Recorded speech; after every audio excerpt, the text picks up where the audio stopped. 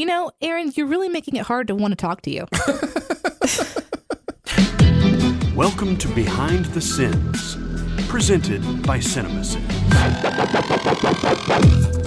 Welcome to Behind the Sins, a weekly look at everything going on inside the world of CinemaSins. I'm Aaron Dicer, and I'm joined as always by Jonathan Watkins. Hello, hello. And Danae Hughes. Nom, nom, nom, nom. We write for CinemaSins, TV Sins, and do various other things inside the CinemaSins universe as well. How is everybody? Surviving? Yeah, well, it was a little treacherous drive-in because of the ice today. Yeah. But by the time you listen to this podcast, hopefully the weather will be sunny and beautiful. Yeah. But as of this Aaron moment, and I it's used to have gross. to walk to school. No, I'm just kidding. I'm not even doing that. When I was young, I had to walk to school. Yeah, I have never walked to school in my entire life. There was 6 feet never of really snow. a feasibility.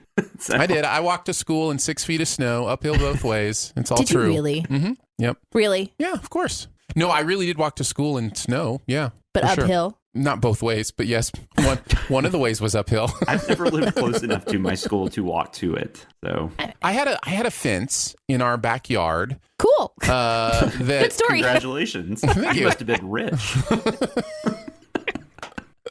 Sorry. All right, fine. I won't tell you the story. No, please do. I'm just kidding. Once I had a fence.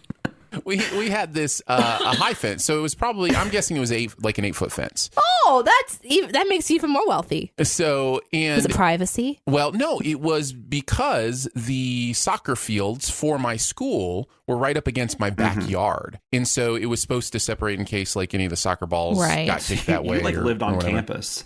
Basically, I did, but I would there was a gate in that fence about 2 blocks down, but I would just climb on our smaller fence and stand on that and then climb over the larger fence. But it had these barbs on it. Yeah. On this fence, and so I bent those down, but even still occasionally I'd scratch myself, or the worst was I'd catch a shirt, on the way down, and I end up Jeez. ripping my shirt or whatever. Because But this would have been like early 80s, right? yeah. Did people Well, even mid really 80s. have privacy fences then? I don't remember. I mean, I guess they No, did. I mean, I'm sure some people did, but So you crawled basically through like a prison wire to go to school. yes, Great. yeah, That's better. every day. I'd hop over that thing and then walk across the soccer fields to the school, and yeah. So We had That a was- chain link fence at our last house, but now we're in a neighborhood that has an HOA, and so we couldn't get a chain link fence. And so now I have like a vinyl fence, which is amazing. Not Yeah. gonna lie. I felt rich when they put that thing up. I also would get the whole cliche, like, is true. Like, I would get accosted by bullies who wanted my lunch money. Like, these As are you cross the... these are yes, Yeah. Really? yeah. These are real things that happened But in you're my like childhood 8 growing feet up. tall, and I'm Yeah, well, at the time, so I moved from that house before high school. So this was during like early to mid grade school. So we're talking 3rd, 4th grade. Here at this point. called you something offensive online. I used to have to fight my way to school. I had a guy pull a knife on me. I Oh, really my did. goodness. That happened to me So- once too. Yeah, well, you were a little older and kind of put yourself in that situation. So whoa. Well, Steps technically- away from the mic. technically, they didn't pull a knife on you. that's true. Technically, you stood between 2 people who were about to knife each other. That's true. Oh, come on. That's true. Which, when you think about it, is actually worse. Yeah. Because you're going to get stabbed in the front and back. Well, no, but technically one of them was a gun and the other one was Oh, a that's knife. true. One of them was a gun. Oh, Yeah, my that makes it a goodness. whole bunch better. Jesus. Anyway, you were saying... No, your adulthood is so much more interesting than my grade school. Oh, I should have told my bullying stories from childhood. You're right. I didn't mean to. No, Oh, you're good. No, we One should of probably do a one of my show. wife's ex-boyfriends who's a friend of mine too. He he's kind of like your size. Like, he's legit. I don't know how tall you are, but he's legit 7 feet tall. I'm not that tall. Okay, and he told me one time, or we were just talking about random stuff, and he's like never been in a fight because who's gonna fight him? I don't even know if it's he true. knows how to fight. No, it's true. I am a gentle giant because I've never had to fight. Yeah. So, yep, no, that's and true. I just learned how to run away, and that's how smart. I've avoided fights. Hey, running away is a great tactic.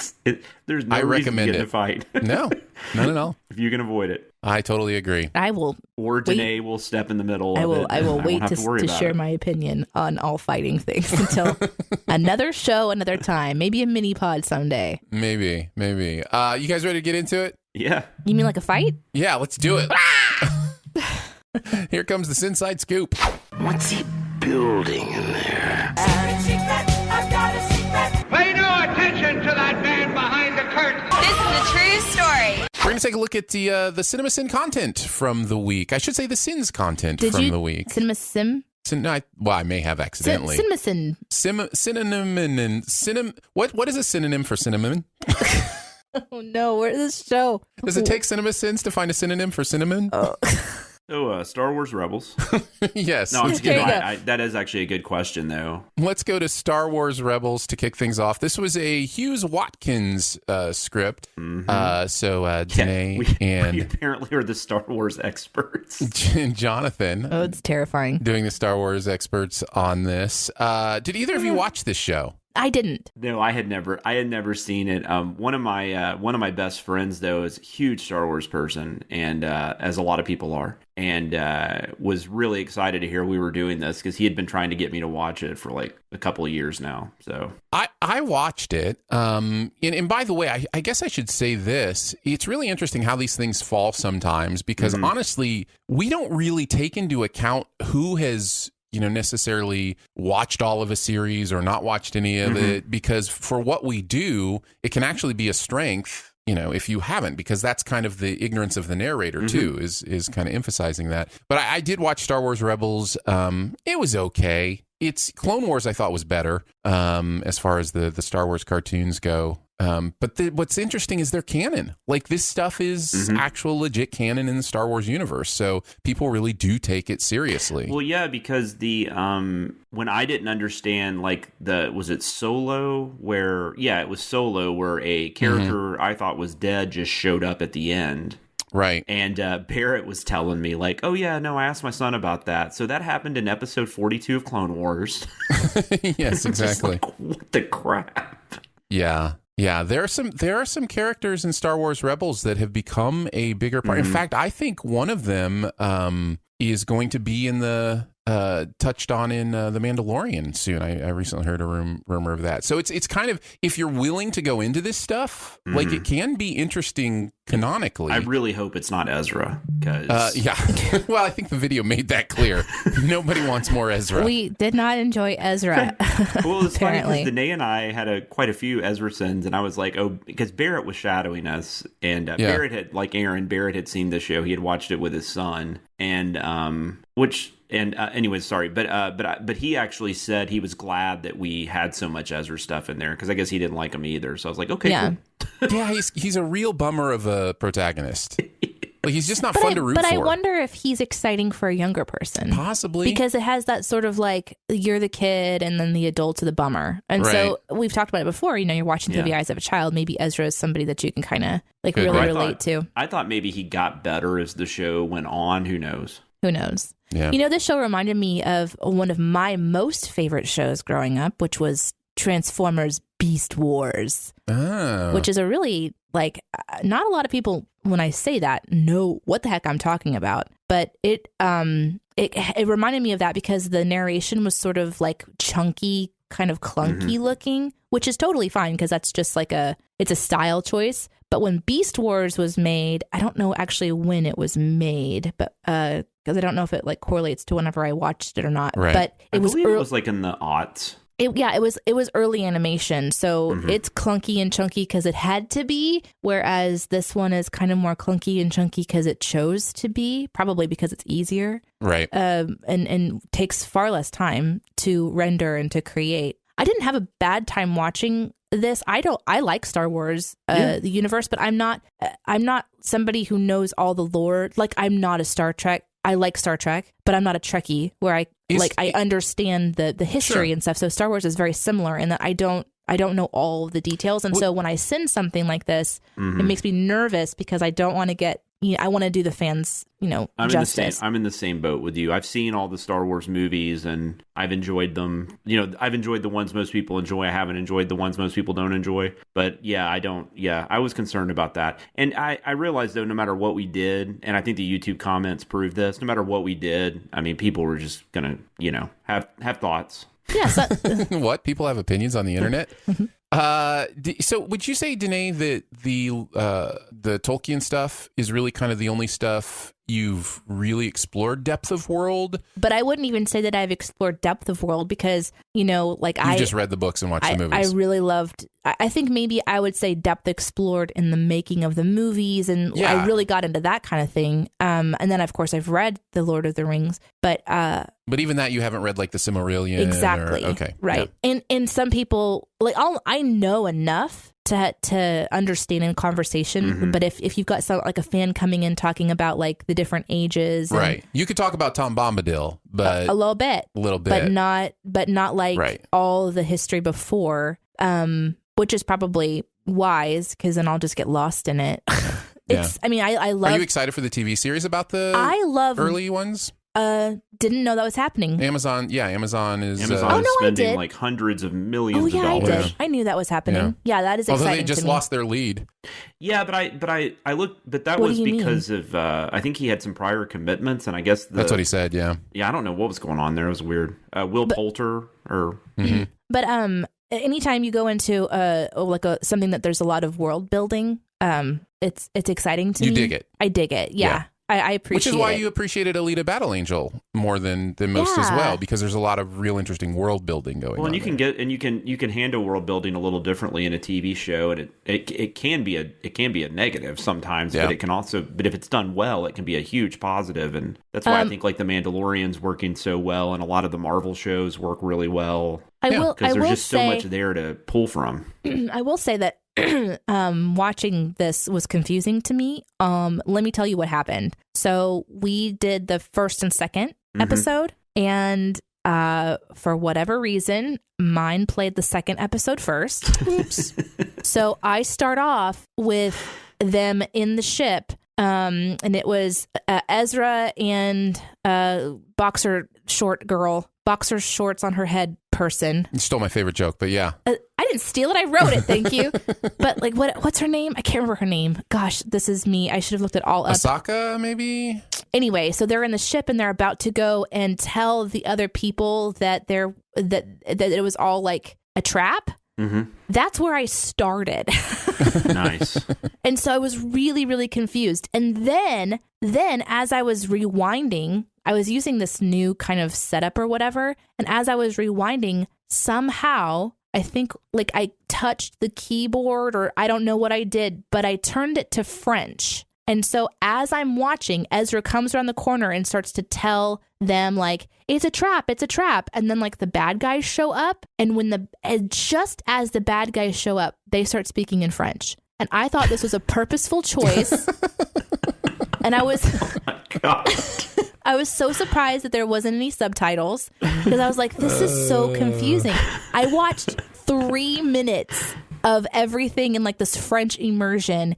And then after 3 minutes, I was like, this is, there's gotta be something going on here. And so then I went and looked and I realized 2 things. I was watching it in the wrong order. And also it was subtitles had been changed. Well, and we had had some emails or something or Slack going on because this was one where we were a little like, there was some confusion as to which episode we were doing. Yes. So it was and just so even after all that, that was my very first few minutes of watching the show. So. I think the character's name that you're talking about is not Ahsoka, which is more from Clone Wars, but it's I think they're the same species. But Hera, maybe? Yeah. I think is who you're talking about. That sounds like a name that was on there. So yeah, the Togruta species has the head tails. They're not horns, but they're like fleshy. I'll just transition us into the video itself with this because I did want to talk. Heads or tails, that must be really confusing as to what you're supposed to say. Transition us to talking about the video, which I will start since I didn't write on it. That boxer briefs thing cracked me up, and for a couple of reasons. Number one, it's true. Like they wear pants as scarves. Like they have head legs, you know. But I had just seen an episode of The Mandalorian with a character from that same species, which again is a Togruta is the name of that species. Okay. And hers was more like a head thong. Oh. Like it was cut a little like more it was scantily cut, clad. it was cut in a way that and for that character made, you know, a little more sense. And I was like, wait a second, is it meant to be sensual? Like are we meant to think those are kind of like legs? I gotta get caught up on my Mandalorian. I'm just really curious about this visually. So anyhow, that cracked me up when I read that, because I was just thinking that with this new character that like they wear underwear on their heads basically. And you wrote that sin. So. You know, sometimes you write something and it's like you don't know if it's going to jump in or not. And that was one of them where I was like, oh, those look like boxers. And I just kind of wrote that and put it up for grabs. Yeah. And it was, Well, and let me be very clear. It's probably just my pervy brain that saw that. And like, you're going to watch this and be like, it's just a headscarf, Aaron. It's just a headscarf. But at the same time, it's definitely a thought I had. Yep. So, I don't well, know. like, do they have like? I wonder if they have like the equivalent of like a butt crack on their head that they have to cover up. Right. Like, what's going on up they're there? like, you know, working on a refrigerator or something. But I don't know why they would be leaning that way. That joke doesn't work. I really loved the lightsaber for the first time equals death. Yeah. Observation is so true. That's so true. And then it You're happens talking about how he like didn't burn his face off. Yes. I think that was it's Barrett. crazy. Was that Barrett or was that you, Jonathan? Well, I think I wrote it, but he changed it because I think I made it more specific to Ezra, and Barrett's like, this happens like constantly. Yeah. Like, it's one of does. those things that's bugged him like his whole life. Right. And I hadn't really thought about it, but it's so true. We've never seen someone just incredibly And it would happen all the time with somebody just Yeah, like, because especially if you didn't know You're what gonna it put was, your because somebody would be eye out. looking right down it. yes, of course. You Yeah. better put that down right now. It's very dangerous. I'm really enjoying this old person voice. Sorry. I really enjoyed that sin. So yeah, this is a really funny video. You guys did a great job. What else from the video specifically did you guys want to bring up? I wish people on YouTube thought that we did a great job. They did. I mean, let's talk about it. Listen, the main thing people didn't like was the 0G swimming thing, right? Oh, and we will talk about that too. Yeah, you want to talk about that later? Yeah, that'll be keeping tabs. All right, we'll talk about that and keeping tabs then. But what else from? Was there really a lot of other criticism? No, I don't know. I didn't read like every comment. Okay, I knew much like it's a great pumpkin. I just knew this was going to be something. Not that it's like a classic, but like that it's a classic franchise. Mm-hmm. So I knew this was going to be something that people were going to have things to say. And a lot of the complaints were that we didn't do Clone Wars. Yeah. It was, you know, it wasn't that we did this, but that, you know, we should have done Clone Wars. But well, it's still there. Yeah, it can happen. It can still be done, people. I was really shocked by how horrible all the shooting was. It was so distracting, and it's really hard to tell in the video. Like the aiming, you mean? But if you watch the show, it was so bad. And like that, we both had stuff on that. It was so bad. Yeah, we were in agreement. In a way where it's like the whole episode, or the first two episodes, is so much gunfire. Like, but you really can't take anything seriously, and so that's why I wrote the like bad guys shoot and misses, good guys shoot and hits. Like the end. That's like all there. There's no emotion to this. There's no tension build up at all. Right. And it's because it's a kid show, I know, or because it's animated, and so like I just had to kind of flip my brain and go, this is just the world they're building. But I found that to be incredibly annoying. Like, I was very annoyed. Where they're like in that alleyway, and like the one shot, it made it look like they were pretty far apart. But then it cut to like it cut to a wider shot, and they're like literally like 2 feet away from each other. Yeah, they're so close. You could have not done that. I mean, you had to draw that. I think in the I know in the Walking Dead video, and we may have done this even before, but we talk about the Stormtrooper school of aiming at things. Yeah. And what's hilarious is, I'm just going to compare everything to The Mandalorian today. In the latest episode of The Mandalorian, the Mando actually makes a joke like that. He says something like, I didn't go train as a stormtrooper. I can aim my gun, or something like Yeah, you have to just wonder what's up. It's just commonly known now. They're all like cross-eyed. They're all maybe their vision is just obscured inside of their masks or something, right. or their guns are. There's just something about watching it that if it just happened a few times, that'd be one thing. But there's so many gun battles in this. There's so much gunfire that's happening. And that really, really bothered me. Well, and like I said, I mean, they're drawing this, they're animating it. They could have made that look any way they wanted. Yeah. And they chose to show them like 2 feet apart, like just not hitting each other. It was really odd. It was an odd decision. And one of my favorite sins was one that Jonathan wrote. The first hour of the show seems to be spouting off names, and it's like a CW shit show bingo, and you can't have everything Disney. I really loved that. It's a great callback. Oh, and I guess we should say 69. Noise. The number of there were a sins. lot of comments about that. Yeah. Yeah. I didn't even think about it at the time because we did that on something recently, right? Where we that was on the put video. Nice.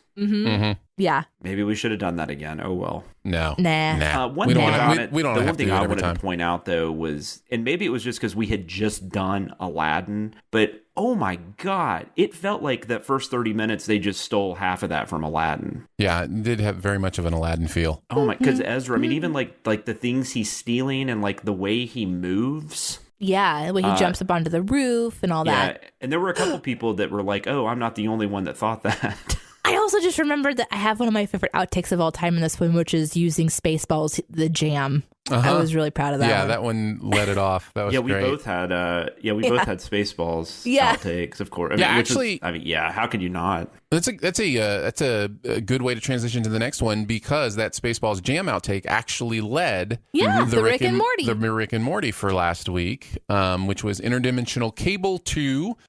This was an Atkinson Hughes joint, so Chris and Danae wrote on this, and all I have to say is penis balls. That's Oh my god, that was amazing. Was that our first bonus round for CinemaSins? No. I think I did. Well, we certainly did the buttons on Family Guy. Yeah, that but was that mine. wasn't. But that wasn't we haven't done that many for CinemaSins. But that wasn't a bonus round, by the way. The buttons thing happened in video. Oh yeah, no, I thought it was at the end of the video, though. I think it was. It was. Oh, no, but yeah, it happened in the sin count. I do feel like there was another one though. There was one. There more. was. I just don't remember what it was off the top of my head. I don't either. Tell us, somebody fans. will remember. Yeah.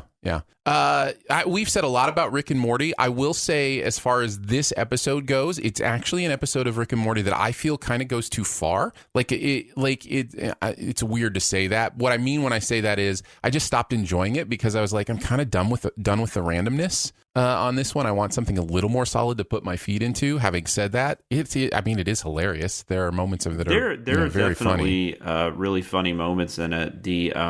I just like weird actor references and stuff. So the Jan Michael Vincent thing was just like comedy gold for me. Yeah. But I could see also a lot of people being like, who the hell is Jan Michael Vincent? Why is this funny? But right. Did you guys have anything else really to say about Rick and Morty or this specific episode at this point? Go ahead, Jonathan. I think I'm exactly on point with you, Aaron. I do wonder though if they were kind of, some of that was on purpose. Like this is a sequel, for sure, because they make references to that being a sequel. Yeah. But even so, it's kind of like we were talking about with the last one. Even if you're admitting that you're being this way, you're still being this way. Right. Yeah, totally. So.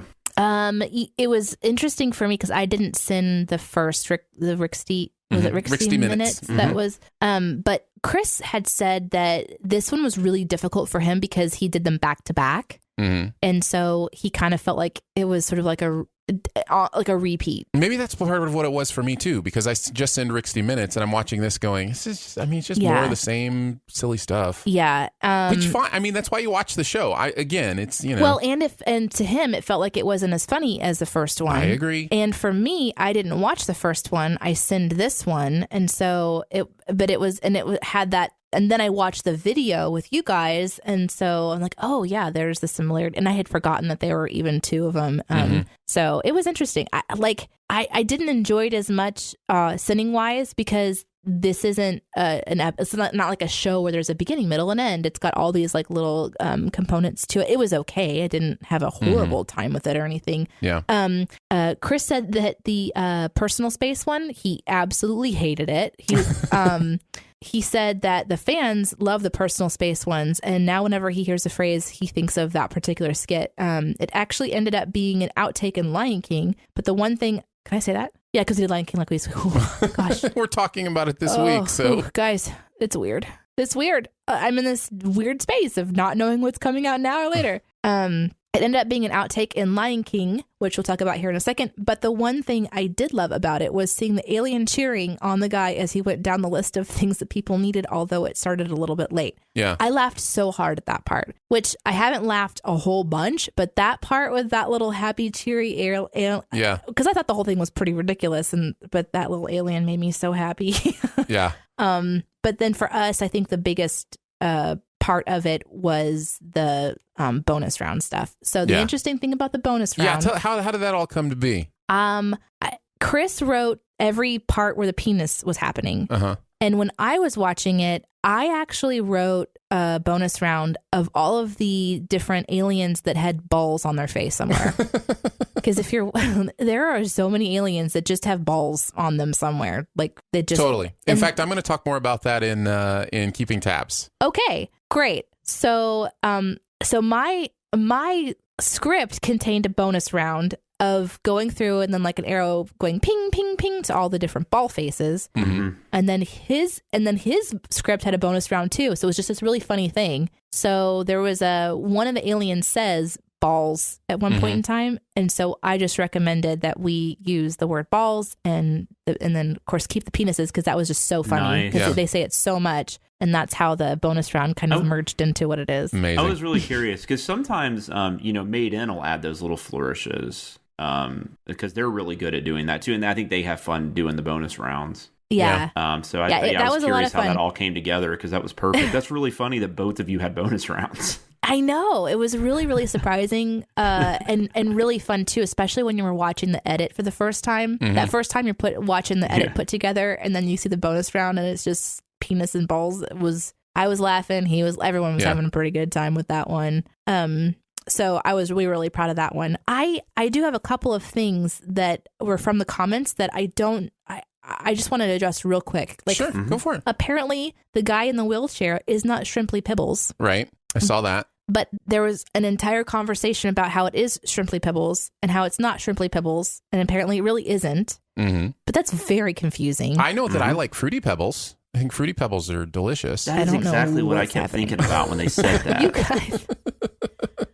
Why? I just figured Shrimply Pibbles was a different flavor of Fruity Pebbles. It was just the seafood flavor. Wow. But it was weird because when you're watching the episode and they're talking about Shrimply Pibbles and then they part the waters and here comes a man in a wheelchair to talk. Oh, it's an easy mistake. So I can. But my thing is like, who is that person and why has a patient just walked into a room out of apparently nowhere to give information about human penises? Yeah. It was someone passing by that just happened to have information about human penises. Yeah. So there could have been a different sin there for why he was there, but definitely missed it. And I'm thankful to know that many people on the internet also missed it. So I'm not alone in that one. And that character's name was Dicer. That's it's basically me in my daily life. I do want to point out, though, that in the comment section, it started off, I think, with someone named Good News Geek. No, it was Anthony. Anthony Cavender says that guy in the wheelchair isn't Shrimply Pibbles. And then there's like 65 people that have commented on this or something crazy like that. Good News Geek says, Anthony, why, yes, he is. Did you even watch the episode? Now, then people jump in. There's this, crazy back and forth comments on, of course, is he, isn't he? Mm-hmm. And then many, the very, very, very bottom, Good News says something to the effect of, oh, I was wrong and you were right. Thanks for the conversation. Good News Geek says, I have seriously been telling people all day that I got into a YouTube comment argument using about Rick and Morty and that someone actually came back and admitted they were wrong and apologized. No one has believed me until I've shown them. But everyone agrees that this interaction has improved their faith in humanity. So thank you. And I just wanted to point out this happened in the YouTube comment section of our channel. That's right, it did. That's awesome. That was one of my favorites. We all know the Sins comment channels are the place for healthy discourse. That is worldwide known. See, this is why making mistakes is okay. It leads to wonderful conversations. It is. Anything else about Interdimensional Cable 2? Jonathan, did you have anything? Yeah, a couple things. The butt going down on that L was really, really painful to watch. I know. And then the sin was so long, so it stayed on it for And it was in slow motion. Oh my god! I know. Yeah. Right? Yeah, for sure. I loved You Got Some Rambo 3 and my Rick and Morty guys. Oh, and then the Werner Herzog sin removal was great because I did not watch this video until after I worked on a script this past weekend. There might be another Werner Herzog sin removal in an upcoming video is all I'm saying. Yes. Even though it's just coincidental that happened, but yeah. It was hilarious. Yeah, those were Chris. And he's once again just really fun to write with. Really, because I assumed, Danae, you were a huge Werner Herzog fan and had watched the entire filmography. I should say I did the butt crack L one, and he did the other brilliant ones. If you want to know which Sid is whose, butt crack L is me. Danae. Werner Herzog. I'm just like, that's Chris. Every Monday after the podcast stops, Danae goes and watches Fitzcarraldo. Yeah, that's what exactly. I do. Let's move on to music video sins for the week. Taylor Swift, we are never, ever getting back together. Never, ever, ever getting back together, as is pointed out in the video. So this is old school Taylor Swift, and this is a fun pop song, right? Like it is, and I feel like I don't know the exact when Shake It Off came after this, but I kind of feel like this is definitely where she's starting to get a little more poppy and a little less country. But I guess this was still technically a country album. Well, it's talked about in the video too, and I think it makes a very valid point. This is straight up a pop song. There's nothing country about this song, in my opinion. I agree. So I was glad to see that point made. It's good. So that's no, I'm sorry. Be careful. I'm kidding, but be very careful. I like the phrase syntactical economy. Yes. Which I loved. And then the poor guy in the bear costume that Barrett, for whatever reason, just wants to punch in the face. The punchable face of the furry. Oh, and there's even the outtake with him. Yes. That's how, that was brilliant. How that ended. The more angry the narrator got at that character, the more I giggled. Yes. And that I thought that was great because he doesn't deserve it. He's not doing anything. He's very happy. He is. What's He's wrong with that? Very happy. I'm very happy. He's very animated, and he even is because he's in her. He was in her band then. I have no idea if he still is, but there was this. Taylor Swift did a performance for a university, I think. They won a contest or something, and they showed this concert on VH1 or Palladia or one of those channels constantly. And my daughter and my wife would watch it because they both like Taylor Swift. So I've seen this concert many times, and he's on that, and he is he's a little annoying. He just kind of dances around and fiddles and has a weird look on his face. And I like the this asshole is my mortal enemy. That's a pretty strong statement. Yeah, it is. But I really enjoyed it. Barrett liked it. He said this was a lovely song, one of the first ones of hers that he actually liked. The video played constantly when he lived in Chicago, so it was stuck in his head a lot. He said, I could never take my eyes off that one guy that we reference constantly in the video, and he bothered the hell out of me for no reason at all. Nice. I thought it was a good thing to point out because I saw him immediately when the video was playing. I was like, man, that guy is really happy and he's really looking into my soul right now. You've got those big eyes. You could just tell exactly where he's looking on the screen. So I think he was also in The Shining. I think there was a scene in The Shining that he was in too. Yeah, what was that scene about again? Great. And also, hey, That's guys. why he's so happy. Guys, thanks so much for your feedback about how fun it was for y'all to listen to me ask that question on The Shining episode. Hey, what's one of your favorite moments of BTS history? When Danae had to be explained that furry was giving a blowjob. That was so funny. Anything else from the music video sin this week that we want to talk about? When we have a sweet, silly song like this, that we have a sin, something to the equivalent of boner pills gets mentioned. Yeah. I just found that funny. Do you hear any guitar in this chorus was great. Yes. And my favorite part, though, was the narrator realizing that he was mansplaining. Yes. Oh, yeah, that was fun. That's a great, that was a very great meta It was run. a really well written, it was a wonderful sin. And then, at the end of it, he's, just like, oh, no. I hate mansplaining. Oh, crap. So I really loved the video, and the comment section is fun too because people apparently thought that this one had been done before and that it was being re-released, and so they were kind of prepared to comment on it being re-released. but then they realized it had never been released, and then they were shocked that it hadn't been. And there were several comments of people going through that very thought process, just writing out like, when da-da-da-da-da-da-da, and then da-da-da, but then wow, no, da-da-da-da, yay! There was like 4 or 5 of those. So I thought that was kind of fun. Nope. It's like, what do people do? Do they just type out their thoughts as they're having them? Yes. Like, is there never a point where they're like, oh, my thought has changed, so I don't need to post anything? No. Oh, well, I already took the time to write this first sentence. I better write a second sentence contradicting it. Have you read my newsletters to the BTS fans yet? Because it's basically like me just doing that. Stream of consciousness is a gift, and you've got it, and some people don't. No. And furthermore, you're still creating something. Like you're right, yeah. I have a feeling they're creating comments. Didn't just blurt all that out and then leave it as is. Like there's some editing there, and there's some you're basically like a character using stream of consciousness in a literary form. That's exactly it, Jonathan. Yes, she spends hours crafting purposefully stream of consciousness, totally on purpose. Yeah. I also read somebody leaving a comment that there was no sin off for this being a one-shot video. Yeah. And I didn't realize that it was a one-shot video. I think this is one of the most interesting things I've noticed in the comments. There's another one coming up. Maybe we'll just talk about this now. But in the Lion King, there are a lot of people. Why not the sin off for "Can You Feel the Love Tonight" taking place during the day? Right. You know? This is one of my new least favorite categories of comments, which like, is why not sin off? Yeah, why not sin off or why not sin? They're both kind of in the. It's like the better comment would be, "Hey, did you notice this too?" But yeah, I think what we should do as a company, as an organization, as creatives, is every day we should just flood our own comment section and just write the word "because" reasons for reasons. Listen to the show, you'll find out. Yeah, for reasons. Or that's just Danae with different YouTube. Sins that she didn't get in. Yeah.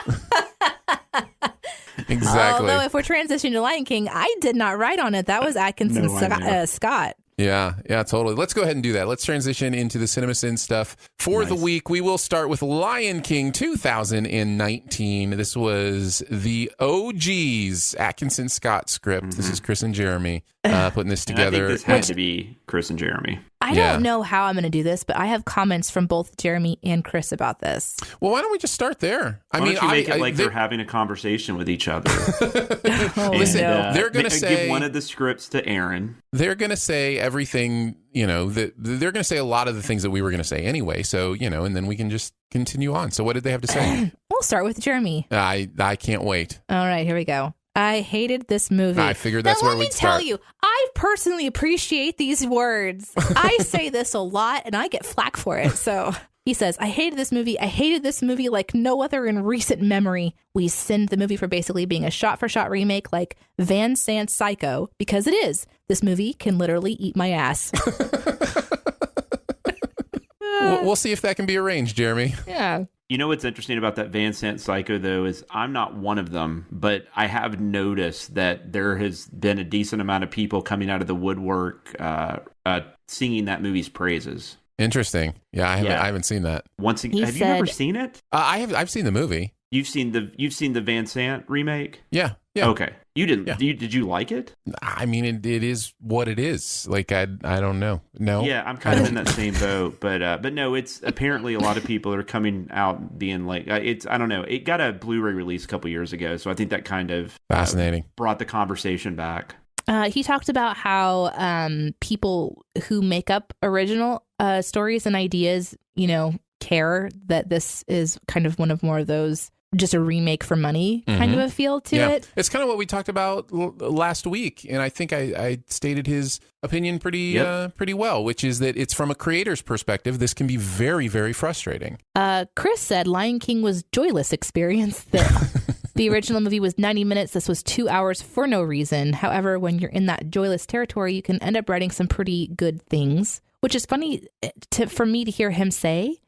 Because I find that to be opposite sometimes because I'm so hating it. It goes both ways, yeah. So I oftentimes have to watch something so many more times when I'm not enjoying it. which I guess we'll talk about Well, soon, here's the thing. but- Here's what I've realized. It can go both ways because what you have to do is you have to find the joy in whatever your emotion is. Now, joy seems like a weird word when you hate something, right? But if you can find the exuberance of that hate, like the Emperor saying, give in to your hate, you know? Like if you can give in to your hate, you allow the narrator to have a lot of fun because they can just be ripping on something. So it's kind of like finding the excitement of either way. They both talked a little bit about research that they did, which I can get into if you'd like for me to. But Chris ended up watching the original, which is how he wrote the scene where Mufasa is scolding Simba, but doing it kind of from behind where they can't see the face. So, you know, kind of put him into that. Like, I think what I'm understanding is that because he wasn't enjoying it, he watched the original, and that led to him writing that scene. Yeah. I mean, it's crazy. They made this movie worse. Like, that's the thing. Like, making it in this hyper-realistic style makes the movie worse. It's just a poor decision. Yeah, he said that the director's choice to not do that lost something completely, like in not seeing his face like the original does. He said another small change that they made that was dumbfounding was instead of Scar knocking Zazu out during the stampede scene, he tells Zazu to go get the rest of the pride, who never shows up during the scene. And honestly, Scar could have gotten caught the way that whole thing went down. The filmmakers just forgot about it completely. And then he says, for what it's worth, if it matters, I wrote several of the sex scenes in this video. I don't know if it'll come up, but I'm proud of them just because I liked the thought process behind the pervy ones. Yeah. That National Geographic stuff is hilarious. Yeah. Oh my gosh. It was like when they're on that rock, he's like, oh, how was it worded? I just lost it. Was it ride him from behind or mount? Yeah. So one of my notes is we question if CG lion sex would make this R-rated. I thought that was brilliant. Oh, it's so funny. Would it? Jeremy I would said, hope so. Well, I don't know. He Actually, said I don't know he why had I to said look. I would hope so. I just don't want to see CG lion sex. But Well, that's where you and I are different, buddy. Oh Lord. He said he had okay to. with that. Jeremy said he had to Google the name of the movie the original Lion King ripped off, which is Kimba the White Lion. And he says that's a fun rabbit hole if you've never gone down that one. He also had to look up how many Ice Age movies there have been for one joke. And then he says there have been 5. Wait, is it a ripoff though, or is it just an adaptation? I don't know. Is he saying that all adaptations are ripoffs? I don't know. He's not here to defend himself, so you can do whatever you want. Well, I mean, I've just never heard also him say Hamlet. he had an issue with a book being adapted into a movie. I don't know. But maybe he does. And I don't know. He said he also had to look up that stupid Spirit song by Beyonce that is in this movie. It makes no sense at all still, but I also had to listen to it a couple times to get the melody down for singing that stuff. There's so much singing in this movie. There is in this video. Yeah. I noted that too. There are so many songs in this, but then he doesn't actually finish singing them, but then it's actually written on the screen. So you think he's going to sing more, but he doesn't actually. How did you feel about that? Because you weren't involved in the editing process when we decided to do that. I was curious. So that was just a choice. That was an editing decision. He sang all of that. And then we were like, it actually kind of goes on a little too long. And so they were like, well, let's cut it here, but leave the words up there because that's kind of an extra wink, to people, so. Release the full episode. Release the Jeremy cut. Release the Jeremy cut. I don't have much to add to that as far as the movie in general. The video cracked me up. I love it. There are several just one phrase, one word moments in this. Aslan, that really got me.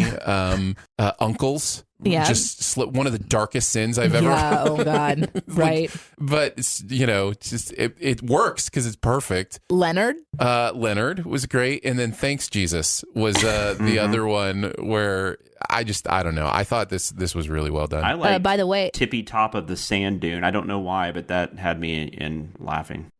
I went to Twitter and I said, based on the Lion King video, what would you name Pride Rock? And I gave the options, and Leonard is beating out all of the other ones. Just wanted to give a solid. I think it's update. official now. I think Disney has released an official statement that Pride Rock is actually named Leonard. It's so funny. This is going to make me sound votes. stupid, but and I've heard a lot of people mention this, but how is this still a cartoon? It's animated. This is the thing. So Like everything is animated? I mean, you're saying all the creatures are CG, correct? I think everything in this is animated. So you think I don't think there's any practical video the scenery here. Yeah. Oh, okay. Whoa. I did not know that. That's crazy. See, I haven't watched it. I didn't watch The Lion King, this version, which it's confusing because it's like the live version or whatever has been called. And so I thought by live it meant like real animals. Right. So I don't know. Those aren't real animals. Nope. Okay. They just look like it. That's new to me. Other than they don't have... visually, they did a very good job with this one. Other than they don't have genitalia, which was a big thing. Well, see, and I haven't seen the movie. I've just watched the video, and this is like the first time I think that's happened. And I don't like that, by the way. I like having seen the source material before I watch the video. I found that out. Yeah, that's really interesting. I find that to be fascinating. I actually was really impressed by the visuals, like because again, I haven't watched the actual movie, so this is the first time I'm kind of seeing clips from it, and it's really, really impressive to me. But I think if I was watching it without being broken up by silly jokes or whatever, I don't think I would be enjoying it as much, because I noticed, for example, there was like this line of Scar, I think, saying Simba's in the ravine, but his mouth barely is kind of moving. Exactly, yes. And so like the voice acting doesn't necessarily match up with what you're seeing. It steals all the emotion. Yeah. The trying to make this real life authentic steals the emotion of these animated characters that we're able to emote. It actively makes it worse. It's a fascinating conversation though to have about like why, which I think for Chris and Jeremy, I don't think they've enjoyed any of these, but like I've enjoyed a couple. Like I enjoy most of them actually. Yeah. And the Jungle Book's not bad. I like all of them except Dumbo and this one. These are the only two. Okay, so here's what Wikipedia says. The animals were designed from art and photo references. From that, the characters were built, all rigging, shape, textures, and furs rendered step by step for further improvement. And then after that, the animation of the animals was crafted by hand based on reference clips. The movements, muscle eyes, facial expressions, and the way that the animals breathe was animated for more than 30 species. The environment was created using entirely CGI from reference material such as high-definition photos of the African landscape. And then all of the FX simulations like water, dirt, and fire were created by combining virtual reality technology with camera shots so that scenes would be digitally built within a virtual reality simulated environment. There was new software developed for the movie that made it possible to create scenes with the shaky cam look of a handheld camera. So it's a new form of filmmaking that they kind of were working on, just like a combination of all that. I mean, it paid off because this movie made an insane amount of money. Yeah. As a tech demo, it's spectacular. As a movie, especially one based on previous material, it's complete failure, in my opinion. Well, there are people who have never seen the original, and so this is the first time they're seeing this story. So, I mean, well, that's a shame. I'm just saying that's true, though. There's many people who haven't seen our version of Lion King. It is a shame, but I also wonder sometimes if some of these movies also get people to watch the original. They bring it back, into the limelight. But I don't think you needed to do that with Lion King because it's not like that. It's not like the original didn't do really well. Yeah, I don't know, but also seeing Mufasa die again was just wrong. I was trying not to watch it happen because it's just so emotional. It's like one of the most emotional things that's ever happened to me. And there's a few top 5 like emotional moments in theaters for me, and that was definitely one of them that was horrifying. Mm-hmm. One of the reasons Danae shuts down all her emotion today. That is correct. I was about to make the joke. That's why she loves emotions. So much emotional love. I love it so much. So then I'm watching it on the Sins video, and it's supposed to be like it's supposed to be okay because it's a Sins video, but I literally could not pay attention to the sin at all. I'm just watching Mufasa like die again, going, "This is horrible. This is the worst." They should have said no. Point that I never thought of in that scene, though. How could he not get the herd to just move away? Yeah, they should. If they're paying the due respect at the birth, like what is it that that they can't act rationally if they act rationally other places. I really did like too the sin about that good can only conquer evil because evil is too lazy or inept to organize, and then this sort of like turn on to I'm alive in 2019 and the world is on fire. Just that whole delivery and that message, I was like, dang, that's deep. That'll tweet. Yeah. That's good. I had a good time watching it. Yeah, it's but good stuff. But I like it as a Sins video. I don't know that I like it as a movie. Yeah. And then we already talked about the turd. So sorry, Jonathan. That's okay. Plug your ears. That cracked me up. The dung ball. But the whole it was very funny. The Forrest Gumpian route, like what a perfect way to describe this tuft of hair. And then also, oh my God, it's a bird rolling a circular giraffe turd. I'm like, it's poop. Like just this whole thing. I thought that was so stinking funny. And then like unplugging Spirit Net to reboot. Those are Hakuna Ex Matata was in this one. Just really fun. This was a lot of fun. Good stuff. Yep. Let's move on to National Lampoon's Christmas Vacation. This was a Cher Watkins joint. Barrett and Jonathan writing on this one. It's been a while since I've seen this movie. I remember thinking it was amusing enough, and I laughed a few times, but I haven't really had the design. The National Lampoon stuff just hasn't clicked with me in the way that it has some people. Jonathan, what's your experience with this movie? As far as the National Lampoon stuff, I mean, I like the first Vacation fine. I like Animal House fine. But no, I know what you're saying. I saw this movie in the theater when it came out. I was like 13. But even as a kid, like this wasn't a movie like I went back to a lot. Like, I mean, people like, this is like a religious Christmas. I mean, this is like a religiously viewed Christmas movie for a lot of people. Yeah. And I've never quite understood that. It's fine. It has funny moments, and then it has a lot of moments that are not funny. I agree, 100%. Danae, have you ever seen it? Nope. Yeah. No, this is one of those that when people hear that I haven't seen it, they freak out. Really, this one? Yeah, there's so many though. There's so many movies that people are like, you haven't seen. Those people. Well, after watching the Sins video, then, are you interested in it at all? Did you find any of it funny? Nope. Or okay? Well, and I thought this was going to be an interesting one for me and Barrett, because I knew Barrett was at least, I don't know how huge of a fan he is of it, but I know he likes it. And I asked him too. Huh? You want to know how many times he's seen it? He told me. You want to guess? Oh, good. Yeah, go ahead and say that then. I think he's seen it 13 times. Okay. Jonathan, what about you? How many times do you think he's seen it? 67 or something. He's seen it over 50 times. Yeah. Wow. He says, this is one of those movies I probably didn't need to watch it to sin it. I've seen it probably 50 plus times. It's pretty much, this is his quote, it is pretty much a perfect comedy.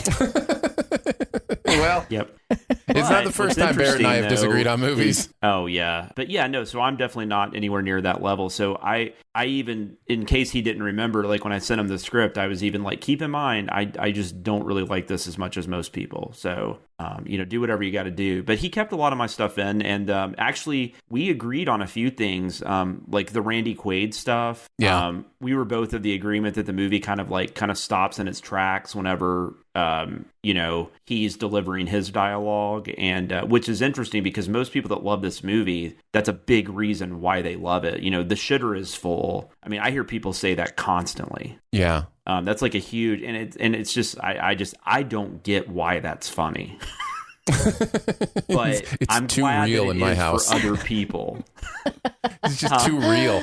I said it's too real in my house with 4 adult children. Yeah, I mean, I guess him standing out there in that robe, like just emptying it into the sewer. I mean, I guess that's kind of, I guess I kind of get it, but I don't know. But in fact, it was really funny because I wrote the script for this the night before. I finished it like the night before Thanksgiving. And then I went to my parents' house for Thanksgiving. And one of my brother-in-laws, I mean, we weren't even talking about Christmas Vacation. I was petting my mom and stepfather's dog. And he just walked over to me and did the whole bit about the Mississippi leg hound thing just out of nowhere. Right. I'm like, man, people love this movie. Yeah, they do. What else did Barrett have to say? He said his biggest gripe was them digging up that GD tree and getting it back to the car within like an hour. Yeah, we both wrote some stuff on that. Having never seen it before, I thought that was pretty funny. Because it's obviously just ridiculousness, but I didn't know what they were doing out in the wilderness anyway, having like no point of reference for, what is about to happen in this movie. So like, are they going to a cabin in the woods? Are they going skiing? Like, I have no idea. So for them to go like find this kind of tree out in the middle of nowhere and then having not brought anything to chop it down. We touched on this a few times, I think mainly in that sin, but it is another reason why this movie doesn't work for me is because it never knows exactly what it wants to be. Like, it's, as far as I can tell, it's supposed to be like it's in reality, like it's a pretty, most of the time, it's a pretty just standard, comedy of this type. But then they have like these really weird Looney Tunes moments where like they're driving under that truck and then they somehow dug that tree up. And then the whole scene with the squirrel, stuff that couldn't happen. But then everything around it is very normal stuff. So it never really finds its tone, I guess would be the best way to put it. Yeah, it does. It has competing tones. I think the first Vacation movie, I think it finds a balance of those tones nicely. Like Agreed. There's a way that it knows it's a Looney Tunes-ish type thing, but it has the heart exactly where it needs to kind of balance that. Whereas this, it seems so disparate. It just seems like it's jumping back and forth in weird ways. And I don't know if the fact that they stuck them at home for this one had something to do with that too. Like they were having a harder time, finding antics and stuff. But I don't know. Well, this to me, this one is like you can tell you're watching a comedy from like a certain era because things that were funny then, like saying the shitter's clogged, just aren't as funny now. They weren't funny then either, to be fair. Well, I don't know. Because, you just didn't talk about the shitter being clogged back then. I was 13 and didn't think that was funny, so maybe I'm just boring. Well, there you go. Let's talk about the video part. The only thing I wanted to bring up was One Angry Man would be excellent at CinemaSins. I thought that was great. That was really good. Barrett has a lot to do with that. I wrote 12 Angry Men, and he changed it to that, and I was like, oh, that's perfect. Yeah, that was because that's one of my really all-time favorite movies. So, what did you guys like from the video? I like the food additive designer. Mm-hmm. Yeah, but only because I didn't know what it was, and then the sin was immediately about that. More on that and keeping tabs. Okay, all right, cool. Very nice. I also liked. All three of us have said that. I liked seeing, Elaine in a movie from back, kind of, in a different time where she's got the big hair but I didn't know who she was. It was hard for me to piece together. Like, were they neighbors? Were they the person's neighbors? They were supposed to be neighbors. Yeah, but and Barrett and I both actually had sins about that it made no sense that they would live in the suburbs. Yeah, because they were like douchey, like city people, huh? Yeah, they were super bougie. Yeah, or bougie. Yeah, that's a better way to put it. I shouldn't have said douchey. Well, it kind of works. Bushy? Bushy? Yeah, no, yeah. And I guess this was right around when Seinfeld started, right? Because it was 89. Yeah, that would have been almost exactly. Yeah. Yeah. I was really confused by a lot of it, as the jokes were kind of rolling through with him like greeting all of the people going into the office, like hello, and then calling one of them I don't even remember what he called them, but he started calling them names. Yeah, like wouldn't that be a bad thing to do at your job? Or and then the sins kind of indicate that he's sort of a jerk. So what's that Chevy Chase thing? Part of me kind of wants to watch it now to have more context of what I was seeing, but at the same time, I kind of just don't even want to. I'm gonna make a guess as to whether or not you will ever watch this. No, you will never watch this. Yeah, I know. Well, it's interesting because Barrett brought up a few of these things. He talked about how Chris Columbus was supposed to direct it, and I guess which is weird because he's been dead for years. Huh? Which is weird because he's been dead for years. Did your kid do that in school too? He's dead. Christopher Columbus is dead. My daughter's actually learning about explorers currently. We've had so many explorer discussions. Yeah. Are they on the Dora chapter yet? Huh? Oh, dude, that Dora chapter was a few years ago, and that lasted long enough. Although the Dora the Explorer movie, nice surprise from 2019. Just saying. Nice. How long the family must be at the house, though. I like that we pointed that out. That was mostly Barrett, but that was really interesting to me because like the time frame in this movie is really jacked up. Yeah. But apparently the family was there for like 2.5 weeks. Which would be horrible. That seems like a lot. That seems a little more than like that seems a little more than a traditional family Christmas. That's excessive. Yeah. Definitely excessive. I love the first of 2 scenes you forgot about before watching this with your parents. Mm-hmm. Yeah, that was good. Which is very true. And then I loved all the crap around the lights. Like we send that a few times because that's a big part of this movie is him trying to get those lights to work. And you're just like, what? You seriously didn't check the breakers for like 4 days? Yeah. Like what have you been out there doing?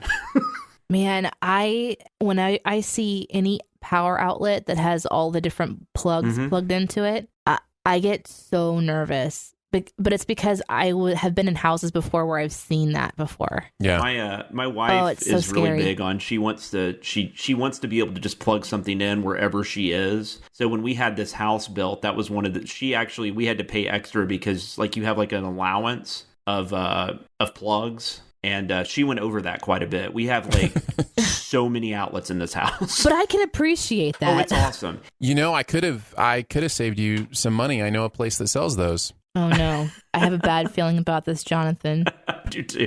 Okay, Aaron, go ahead. At the outlet store. Nice. No, that was actually very nice. Yeah, there it was. But yeah, light switches and plug outlets. We have many. Anything else about the Christmas Vacation video? No, just that they get away with kidnapping at the end. I always think that's really interesting too. Like they kidnap someone, and not only do they get away with it, but Clark gets a bonus. Yeah, that's the Looney Tunes part of this. That one of them, yeah, for sure. And that's Bill Murray's brother, which I always find fun. I think I even had a scene in there that we ended up taking out because it just didn't work. But that's one of Bill Murray's brothers, and I always just think it's funny because Bill Murray and Chevy Chase, like, it's very well known that they do not get along like at all. So, or at least they didn't back in the day, like back in the 80s when they were doing Caddyshack and stuff. So I'm really curious how their relationship was with the brother. Yeah, for sure. All right, well, let's move on to something we have all foreshadowed: keeping tabs.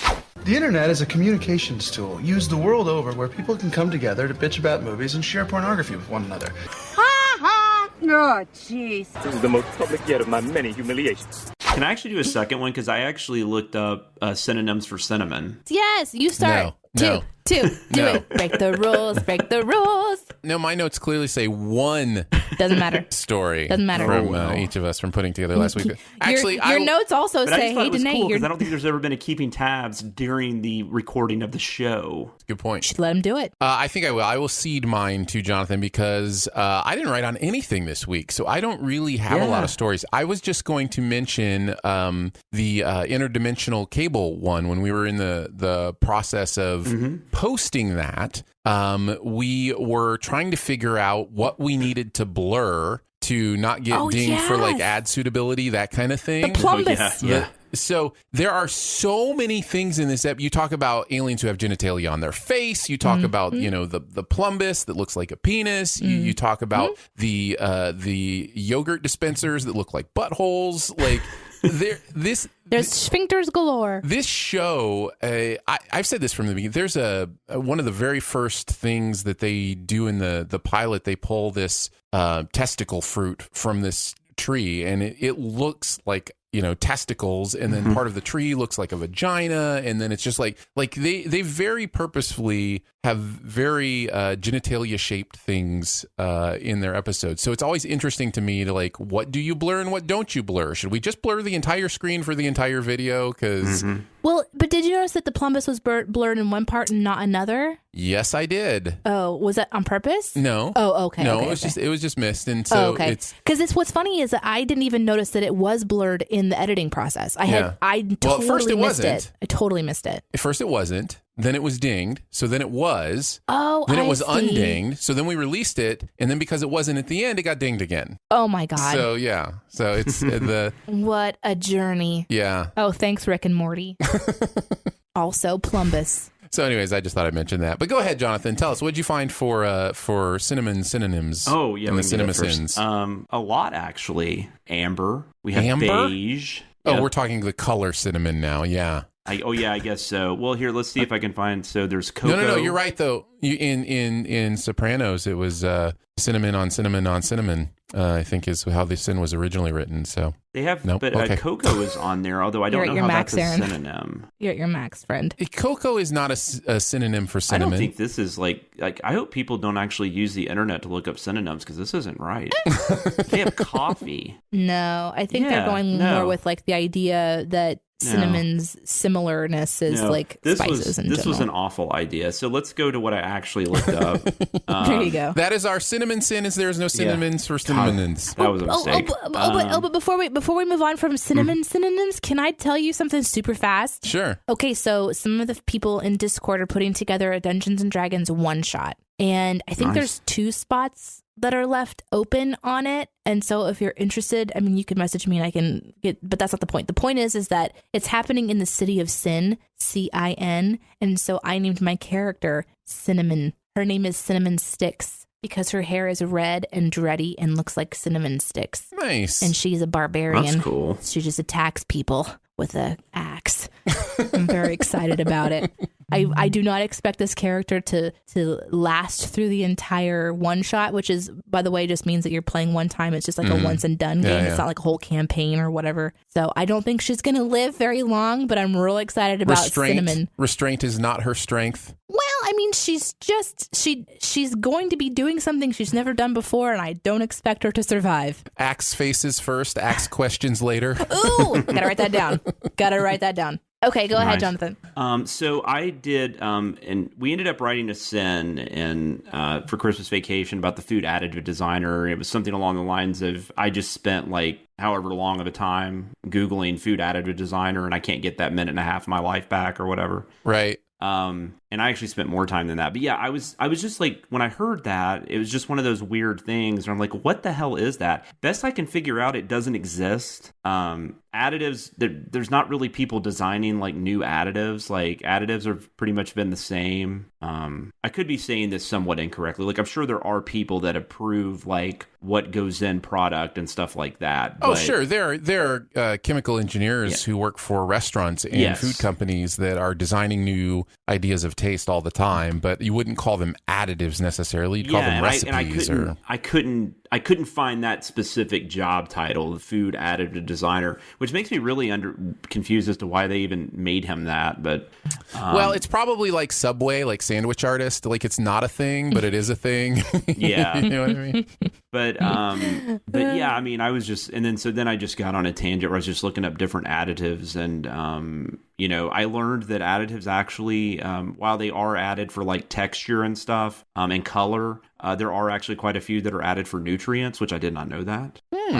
But and then even stuff like pickling is considered an additive, and then they put sulfur dioxide is often added to wines. Pickle for preserving, and then one of the more popular ones, the xanthan gum, which you see that like listed on a bunch of stuff, which is used for like salad dressings and puddings and stuff like that. But all it does is it just gives it texture. It doesn't even do anything. Thickens it up. Yeah. So there's a whole like you can go down a food additive rabbit hole. I don't recommend it. I did not come out on the other end any smarter. Might have been the opposite.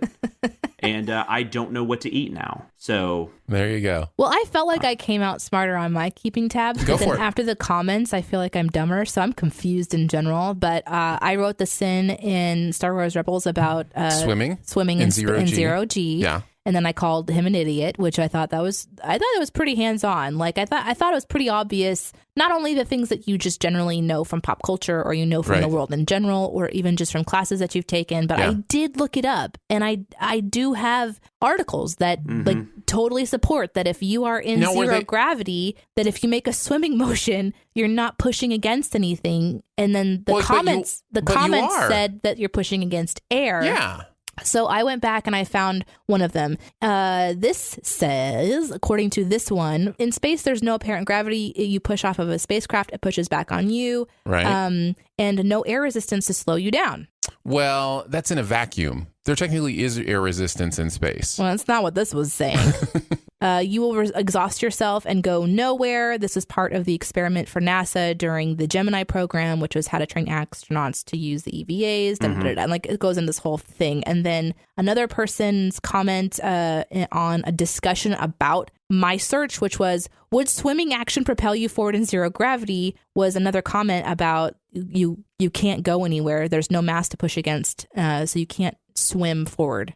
In a vacuum, but that's different, right? Like, 'cause space isn't technically a vacuum. I think that's the misunderstanding. It was you in the comments, wasn't it, jerk? God, you people. Yeah, actually, because I know vacuums Danae versus does space. like an insane amount of research. So when I saw that sin, I'm like, I don't even have to look that up. I know. Well, I know apparently she you already do. did. But here's the thing. But I would have thought the exact same thing Danae did. I didn't search is space different than a fucking vacuum? Right. How am I supposed to know that kind of like I'm looking at NASA website to learn things, and it's like not clear there. So you all can just, be right. Congratulations. You're right. I don't even want to talk to Aaron about it because he's smirky's got going on. I'm not even totally worried about it. it, though. If that's the thing you're going to complain to us about, fine.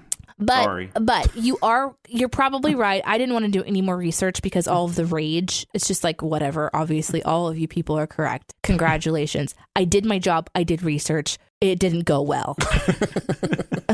So I think yet another example of a sin that Danae gets wrong. I think I don't know that you're 100% wrong. Yeah, I don't think and you I don't are, know that actually. they're 100% wrong either. Like I think it's this, like we have a Sins video coming up that I just edited, and I threw in a physics comment and didn't get any response, and so we're going to leave it as is. But I know there will be people in the comments who'll be like, actually the physics of it, that kind of thing. Sorry, like, that was not my sin, so that was why you didn't get any comments from me. Oh, well, no, it's no worries, because at the end of the day, we're lols, people. We're having lols, and we're trying to. And I mean, yeah, there are probably going to be people that can prove that we're not right, but I know what you're saying. Here's what I learned. I'm just going to avoid anything to do with science from here on out. It's not a bad idea, actually, for all of us. You know what? I'm just going to be like, all right. Or people are so sure. I will purposefully write one wrong to troll, which is part of my job. Yeah. Just want to remind you guys. That does happen. It's interesting because people are so sure. Like, they'll say things like, this is how they train astronauts. I've seen the training videos. They train them to swim in space. And it's just like, cool. Not everybody has, number one. And number two, the 6 other comments are saying that I'm opposite. right. So, yeah. Well, and I still think your point is true. He would not speed up as quickly as he does. No, he swims through space. Yeah. So I if I'm gonna do something, I'll just say because I said so, jerks, or rage at me, internet. I'm gonna use it to my benefit. I'm gonna turn into some Sith Lord. Yeah. Anyway, that's what I looked up. I did look it up. I did. Okay. Let's move on to the comment section. Although I feel like we've already been there. I want to know what you're thinking. I appreciate your honesty. You're a real straight shooter. You are the ones who are the ball lickers. We'll each pick a comment or two to respond to from this week's videos, if we have any left, after all that discussion. We can also do some general feedback here as well, now that Danae's picking our questions. Okay, I'm excited let's talk for this. about that. We will when we get there. Let's talk about comments first. Why don't you go first, Jonathan? What do you got in your comment section? Got anything left? I did have some stuff on the One Angry Man. We already discussed that. And just somebody saying that they thought that was really cool that we made a 12 Angry Men reference. And then the thing about Ezra being Aladdin. So one thing I do have, though, I just thought it was funny. I love these just random, like, please do this video. So it was in the Star Wars Rebels, I believe, actually. It might have been Rick and Morty. I can't remember. It was one of those two. But somebody just randomly said, do everything wrong with green eggs and ham. Nice. I guess there was a 2019 cartoon or something. I just thought that was funny. I love those, and I do love those comments because it's just crazy the stuff people come up with. Yeah, that they want us to do. We would like to do it all. But mine comes from Nadia Muhammad. This is from the Lion King video. I found it fascinating because people can argue about anything in the comments, and I wanted to bring this up. To answer the question about Scar's name, yes, he had a different name originally. It was Taka, which is Swahili for dirt, trash, or want. He was literally named Dirt or Trash before they started calling him Scar, and everyone wonders why he hated everybody. I saw this comment a few times about this Taka thing, but in this one, there is following this comment, if you open up the replies, I'm going to guess 40 or so comments of people arguing about whether or not this is canon. And that is, to me, the funniest thing we do as fans of things is argue about what's canon. Like, what, because somehow when it's canon, it means it's right, but if it's just something that's not canon, we can't talk about it. We can't think about it. I don't know. I found this whole argument really fascinating. And apparently that's a huge thing because I remember before The Force Awakens came out, they made a point to say that there were some books that were written, I guess, that were technically sequels to that were no longer canon, yeah. And they said they're not canon anymore. Yeah. I can't think of that fascinating author's name. They were pretty popular like back in the 90s. It was Timothy Zahn. It's like everything that you say in a public forum. If you don't want to have people hate you, you need to end with, or so I think, or so I was told.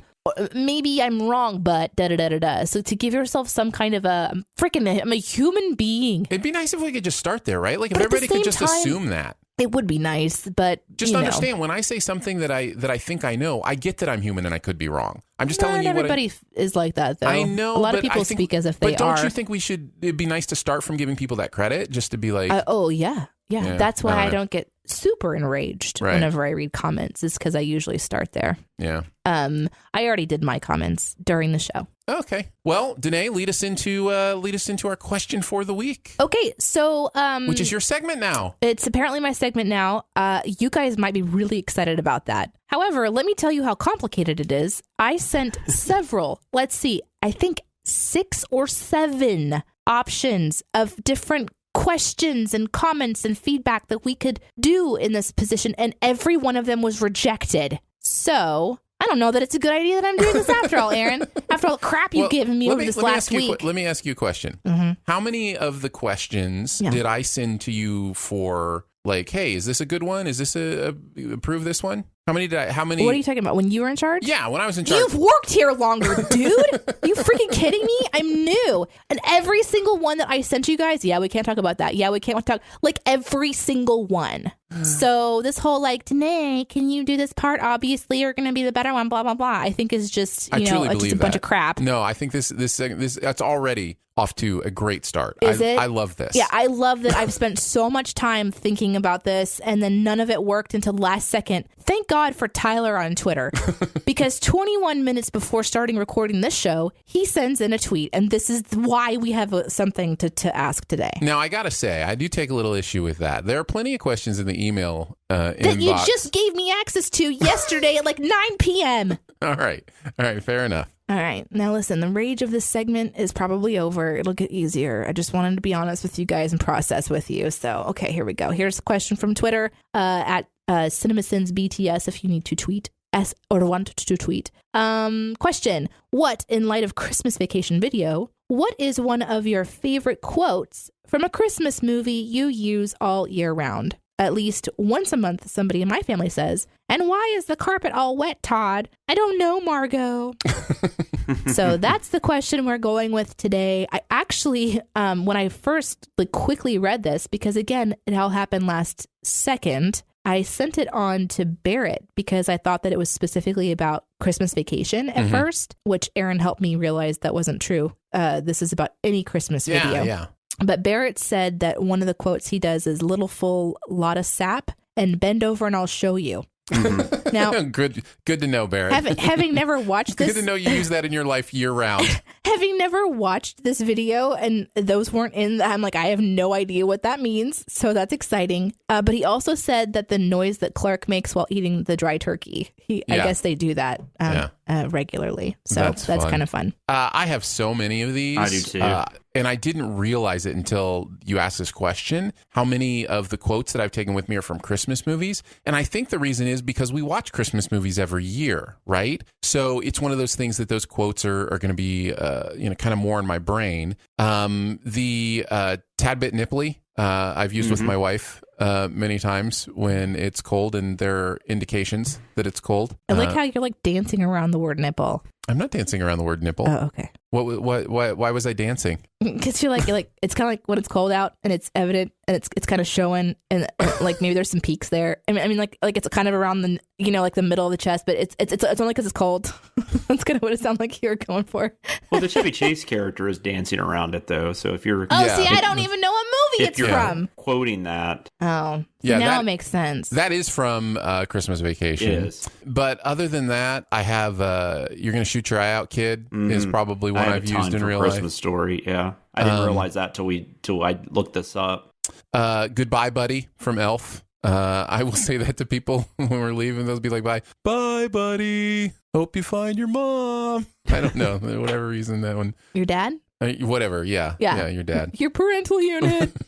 The one though that I think is only my family is from "It's a Wonderful Life." there is a moment where young George Bailey is in the, he works at the drugstore / candy shop, and the two girls are in there, and Violet asks for help down from the chair there at the candy store. And the way this kid actor says this, we just use it in our house, but he goes, "Help you down?" Like it's the stupidest thing he's ever heard. And so we do that anytime somebody asks for help. We're just like, help you down.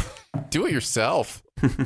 What about you, Jonathan? Going back to Christmas Story, my wife and I will, whenever like one of us is like reading a note or an email or something like that, I don't know I don't know why this comes up a lot, but the be sure to drink your Ovaltine. Do you remember this from Christmas Story? Yeah. Where he gets like the decoder pen. Yep. And he's all irritated because whenever we're like we say that line a lot, and it's usually like when we're reading something and we just like are just being silly, and then we'll like look at it all sternly and then be like, be sure to drink your Ovaltine. I like The Wizard of Oz is another line from that movie that I say all the time. I'm pretty sure my wife has almost divorced me because I've said that so many times. And then Randy laid there like a helpless slug. It was his only defense. We enjoy that whenever we see kids in big coats. Yeah. And then Scrooged, the non-Christmas Story one in the movie Scrooged with Bill Murray. There's an exchange where these one person says, "Why are you so angry?" and the other person says, "Why haven't you learned how to button a coat?" We've done that many times. When we're just like we hear somebody ask that question or something, we'll be like, "Why haven't you learned how to button a coat?" Nice. There's also a great line from Scrooge. I don't do this one, but I was just looking up stuff. I love that line in Scrooge. "I never liked a girl well enough to give her 12 sharp knives." I've never liked a girl well enough to give her 12 sharp knives. Oh, like as a gift, like the butcher block with the knives in it. I got you. What about you, Danae? I'm really bad at movie quotes. So this was really difficult for me, and Aaron had to remind me that I have said at least one time, I'm in a store and I'm singing. And so I feel bad about answering this question because I myself couldn't think of one that comes to me easily. But I'm not somebody who watches movies like every Christmas season. We don't sit down and watch a Christmas movie. So there's not a movie that I've watched consistently enough that like it's just part of my every day. What about like Emmett Otter's Jug Band Christmas? Nothing. No. But I did think of one that I watched with my mom a few times, and since we're like a singing type family, like if it's a jingle, it'll like more likely to stick in my head. You're in a store and you're singing. That's why that one I've done before. But there's a song like "Thank you very much, thank you very much. That's the nicest thing that anyone's ever done for me." That whole thing. Yeah. I don't know where that's from. I think it's from a Christmas movie. It's a Christmas Carol. Yeah. See, there you go. And so that happens around our family. That just popped into my head a second ago. So I guess if I talk about it, eventually one will pop out. That's great. So technically it's "thank you very much," not "thank you very much." You know, Aaron, you're really making it hard to want to talk to you. You know what's weird, though, about the Christmas Story thing is I'm not even positive my wife and I have ever sat down and watched the whole thing through together, but we've seen it so many times in our life that those quotes just kind of naturally came into our lexicon. Because I haven't actually sat down and watched that movie all the way through probably in 10 years, 15 years. Because it's I don't really need to watch it ever again. We watch It's a Wonderful Life every single Christmas. So there's a lot of stuff in there. I haven't seen that in a while either. I do want to show that to my daughter at some point. I'm just trying to think of what the right age is. When did you start showing it to your kids? Just whenever? Yeah, right from conception. Okay. During conception, actually. Oh, Lord. I have a feeling we're gonna watch Christmas Story this year because she hears about it at school and stuff, and she hasn't seen it yet. So I have a feeling we're gonna be watching that on Christmas Eve. All right, let's move on to Beyond the Sins. To infinity and beyond. Somewhere beyond my wildest dream. To boldly go where no man has gone before. We're going to chat about something else from the world of pop culture that we've seen recently. Don't start with me. Don't start with you? Nope. Okay, I'll start. I still am in, movie mode. I've seen a lot of movies for award season. I saw the Terrence Malick film, A Hidden Life. Which is his latest movie. I am not a Terrence Malick fan. I don't like his movies, like actively don't like them. Any of them. I've never liked a Terrence Malick film until this one. I really liked this movie. It's still got a lot of the things that kind of throw me off from him, which is it's very lingering. It's very, artistic first, then story. But the good news here for me is that the story is so moving and interesting to me that I can just admire the beauty of the cinematography and still maintain my interest in the story. And this basically follows a man in Austria during World War II that had a moral conundrum about giving in to Hitler's reign because, they conquered Germany conquered Austria first, I think. By the way, my World War II knowledge is very shoddy, so I apologize if I say anything wrong. And he didn't have to. Like, it wasn't one of those things where somebody put him to the test. He was just like, I'm not on board with this.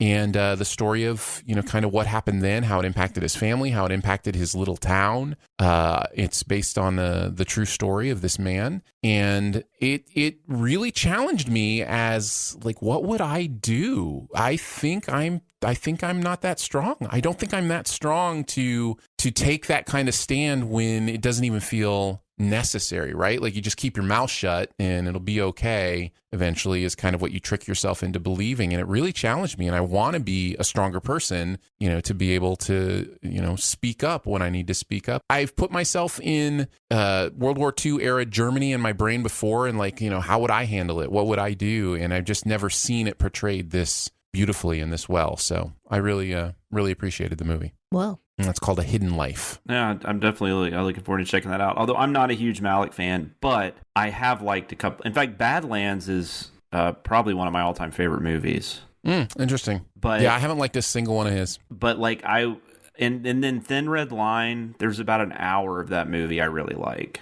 Ugh. But that's a hard movie to get through. But there's a section in the middle I really dig in that movie, but the rest of it's kind of up in the air. I actually haven't seen a lot of his more recent stuff. I don't think I've seen anything since Tree of Life, and I did not. Did you see like Tree of Life? Huh? Oh my goodness, I Tree of Life was just the worst. Yeah, no, I remember that was one where I felt like an idiot because everybody I knew loved that movie. And I was like, well, I guess I'm dumb because... we can be dumb together. Yeah. But having said all that, I really like A Hidden Life. Well, good. I'll check it out then, for sure.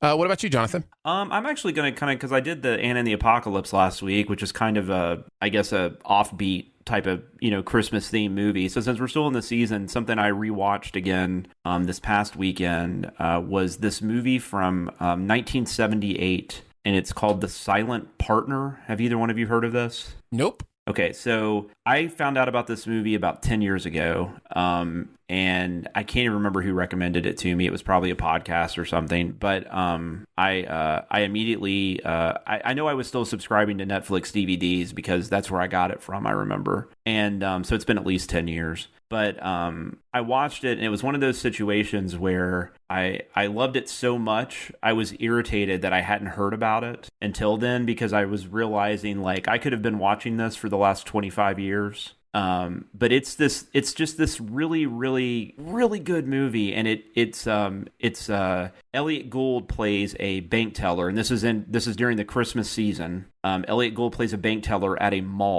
bank in a mall. If you guys know what malls are. What is a mall? Could you describe that for me? I was following you until right then. It's like this place where there's a bunch of shops. Oh, okay. Oh, and you shop at a mall. Yeah, they're all centralized. I get it now. Okay. Yeah, it's great. But anyways, there's a bank in this mall. He's a bank teller, and he accidentally learns that the bank is going to be robbed. And so instead of telling anybody, he figures out a way to use this like to his benefit. So basically, he knows when it's going to happen. So he starts stashing away money every now and then, so when the bank actually does get robbed, he can just say that's part of everything that got taken, basically. And he'll make off with his own little bit. This isn't really a spoiler because this is pretty early on in the movie. But then the head robber figures out, who's played by Christopher Plummer in a really good role. He figures out what happened. And then so the rest of the movie is like this really cool like cat and mouse game where they kind of keep one-upping each other, basically, until it gets to the end. It's very Hitchcockian, I guess you could say, even, until they get to the end. And then it's just, the ending is just fantastic. I don't even know how to explain it. It's just fantastic. This is seriously one of my all-time favorite films, and like I just feel like nobody's really heard of it. Earlier this year, they released a Blu-ray. Before that, you could only get it like on a cheap DVD. It wasn't a very good quality. It wasn't a really easy movie to find to stream even. But now that they've released the Blu-ray, which I highly recommend, and you can get it for like $20 on Amazon. You can rent it now too. Like you can rent it on, I think, most of the main digital suppliers like Amazon and Vudu and Google and all that kind of stuff. But yeah, no, it's just a really great movie. It's like I said, it's not a traditional Christmas movie, but it definitely has like that Christmas feel to it because it is set at Christmas. It's just a really good movie. It's just kind of one that most people almost no one's going to think about at this time of season. So if you're tired of watching Christmas Story over and over and you're looking for something different and you like movies of this type, like cat and mouse thrillers, I highly recommend it. What was the name again? It's called The Silent Partner. It was from 1978. Actually, it's written by Curtis Hanson, who directed LA Confidential and 8 Mile. Nice. It's one of his early movies that he wrote. He did not direct it. What about you, Danae? What do you got? Okay, so Disney Plus is a thing now, and if you have it and you're looking for something to watch, I think this is on Disney Plus because it's a Disney movie, but it just popped into my head and I want to rewatch it. It's a movie that I saw on VHS tape, I think like at my grandmother's house when I was really little, because she loved VHS tapes. I mean, why wouldn't she? They were all the They're rage. amazing. It's called One Magic Christmas, and it's a Christmas movie. And it's one of the ones. What is it though? Okay, but it's one of the ones that when I saw it when I was little, that I was incredibly impacted by it because there's this moment when a car crashes over a bridge into icy water. Yep, it's on Disney Plus. Thanks, Aaron, for looking that up. I now have a phobia of cars and water, and it comes from this movie. But the movie is supposed to be about Christmas magic. And it's more of a bleak Christmas movie. It's not. Sounds like it. It really is. But it kind of reminds me maybe a little bit of like, something's going wrong until you realize the true meaning of Christmas sort of a feel. Yeah. But it's it features like, a family that's going through a hard time, and I remember like kind of relating to that a little bit, like mom and dad having money trouble and like knowing your parents have money trouble. And so anyways, this is one of the first Christmas movies I can remember, and I completely forgot about it until I saw like a video clip of it or something that happened, I think like just a couple of weeks ago. And all of a sudden just is like flooded back the scenes from a grocery store, the mother. Yeah. And you know how like you'll watch something and I recognize faces. I don't remember names, but I recognize faces. And so there's this thing that happens as you watch movies and films and all this stuff. And you're like, where do I know that face from? And then IMDb is, God bless IMDb. Well, like the mom in this one is someone that I have this like care for every time I see her in anything, and it's from this movie because it was one of the first ones I have a memory of. So this is one of my first Christmas movies. It's a Disney movie. It's really chill. It's like 6.6 out of 10 on IMDb, so not super popular there, but like 95% on Google. So that's interesting. People have different opinions. Oh, it was released in 1985. Yep, 1985. It is rated G. Yeah. And it is Mary Steenburgen is who you're talking about. I'm almost positive I've seen this, but and like the little girl from it, she reminds me of Drew Barrymore, but she's not. It's not Drew Barrymore, but she has like the little. She does look a little. It's Elizabeth Harnoy. Is her name? Little cheeks and stuff. Yeah. She's been in other things. There's an angel in it, like the idea of a Christmas angel in this that's just sort of like a regular person. So that Gideon, yes. Gideon is played by Harry Dean Stanton. Made me very fascinated with angels. So it's just kind of, it popped into my mind and I thought, well, since I haven't watched it recently because like, guys, do you go back and watch something that it just stands out from your youth and ruin it, or do you just let it live? But what if you go back and watch it and you still love it? What if I hate it? Then that's okay. A slew. There's a handful of movies on Disney Plus that I haven't had a chance yet to go back and watch that I watched a lot as a kid, like Candle Shoe, 20,000 Leagues Under the Sea. Right. I'm really looking forward to going back and checking those out, like watching them with my daughter or something. But yeah, I am also a little leery. 47% on Rotten Tomatoes. That's not too bad. One Magic Christmas? That's fine. Yeah. Yeah, that's not bad. That means like half the people liked it. Here's what I'm doing. I'm telling you about it. So if you want to watch a cheesy 1980s Christmas movie that's Disney, there it is for you. Yeah. I thought I'd mix it up this week. Nice. Try to do something that's more visual. Did you just do a movie? Mm-hmm. Wow. Yeah. Yeah. Did we all do movies? Mm-hmm. Yes. But Yes, you we and did. myself did older stuff. Aaron went with something more recent because he's watching a lot. Technically, something that may not even be out yet. I have no of, idea. What's the Michael Bay movie on Netflix? 6 Underground. Okay, I actually tweeted about this last night. I was going to watch this last night and think that was going to be the thing I was going to talk about, and I quit watching it after 30 minutes. I was like, this is not a movie for myself. You ready for a shocker? You loved it. I spent about 20 minutes talking about how much I love this movie on the latest Sif Pop. I knew you had talked about it, but I hadn't listened to it yet, so I didn't know if you liked it or not. But yeah, that's fine. You loved this, and you didn't like John Wick Chapter 3. Okay, that makes so much sense. I talk about that on the episode, and if you want to hear it, and maybe if you liked it, maybe I'll give it another chance. But, no. That car chase scene at the beginning was insane. Yeah, but not in a good way for me. Or in a good way. There's a very fine line, sometimes. It was so off the rails. Oh, it is that. Within 5 minutes, I was just like, either I'm going to turn this off like you did because there's nothing here, or I'm just going to give myself to it. And I'm just going to be like, take me away, Michael Bay. What are you going to do to me? Well, and I probably will finish it at some point or rewatch that part. I don't know.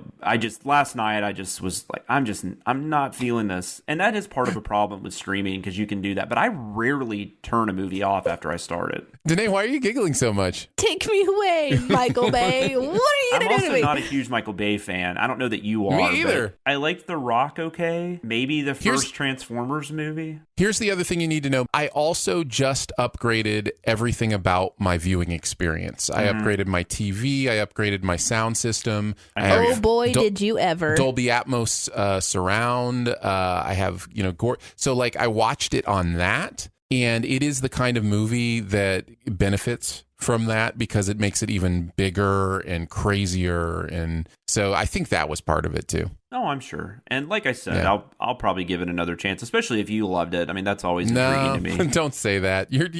I'm telling you, you're going to have the same experience of the first 20 minutes all the way through. So, you know what to expect. That's nothing coming. I might have just not been in the right mind last night because a lot of the times I like insanity. So it is definitely that. That's going to wrap it up for Behind the Sins this week. Don't forget to make sure you're subscribed. Go ahead and leave a comment and rating as well while you're there. Hang out with us on Twitter. We are at CinemaSins BTS. And then if you want to hang out with us personally, I'm at Aaron Dicer. She is at Danae Says. DeneeSays. And he is at Sam Loomis 13. So for Jonathan Watkins, Danae Hughes, and myself, we'll see you next week. Thanks for listening. Send any feedback to behindthesinspod@gmail.com. And be sure to subscribe or message us at Twitter. And be sure to visit cinemasins.com. Why does my brain work this way? Punch you in the face. Everything I do right now. You're smiling because you're like, that's an outtake. Every time I log into the back end of the website that I used to build the survey, it says your trial period has ended. And I think, I wish my period has really ended. Has it been a trial? Yes. I couldn't even go to D&D. Really? That's how bad it was. You must be menstruating horribly. It was awful. I even tweeted, I was like, I'm going to get up and I'm going. I'm excited. And I got up and I showered. I got all the way out to the driveway and I just stood there staring at my car going, I can't do this. Like, I literally cannot do this. Because you're going to go and you're going to sit there and just be like this crumpled, old, dried potato. Anyway. Stupid, dependable ovaries. Check 1 2, test 1 2. So I've been reading all of the survey stuff. Survey says. And I can't help, but there's like some people that have, criticism. Right? Wait, are you about to talk about being surprised people have opinions when you ask for their opinions? Nope. I want to read the exact question to you. The first question is, what's your favorite BTS segment? And then you rank them. Mm-hmm. And then the next question on the survey was, what do you want to hear less of? And it was an open-ended question. And 70% of the people said, what's wrong with you? Why would you ever do that? Also, how dare you make me rank these segments? Nothing is wrong with the show. However, However, there was that small percentage that had something else that they wanted to kind of like comment on. And most of them were really like totally fine. But then there's a couple that they just said something that like, I still think about it. And so here I am at the very beginning, you start recording and I'm like, going to go, la, la, la, la, la, la, la, la. And one person's feedback was not wanting to hear us do vocal exercises in the outtakes anymore. And it's just weird to me because my brain doesn't think about this. The majority of the audience that not only thinks that there's nothing wrong with the show, but wants us to do more. But because I've read everyone's opinion. Yeah. This is the conundrum of focus groups. This is the conundrum of research. You want to present something that gets better for your audience, but not lean the arrow to getting better for one person in your audience to the exclusion of the rest of your audience. Yeah. And anytime we hear criticism, we hear it 100 times louder than we hear praise. Isn't that weird? For whatever reason. But it's so weird because like the data is just boom, it's right there. I've said many times, one of my gifts is that I think I do hear them at the same volume. I really do. Like criticism does not seem louder. We'll find out because there's a couple in there that are specifically aimed straight at me. you, buddy. Bring it on. Shoot the arrows. Because honestly, it's helpful to me if it's legitimate and I can process it and go like what I did and go, okay, this is a legitimate thing. Then I can work on it. I can get better. But the one that I instantly got mad about, you'll love this, is somebody who doesn't want me to talk about video games anymore. And listen to me. Their quote was, God, I hope, please, you're being singled out, but no one knows it's you, so it's fine. Their quote was, I didn't come here for this. I was like, this has been it from the beginning. Also skip.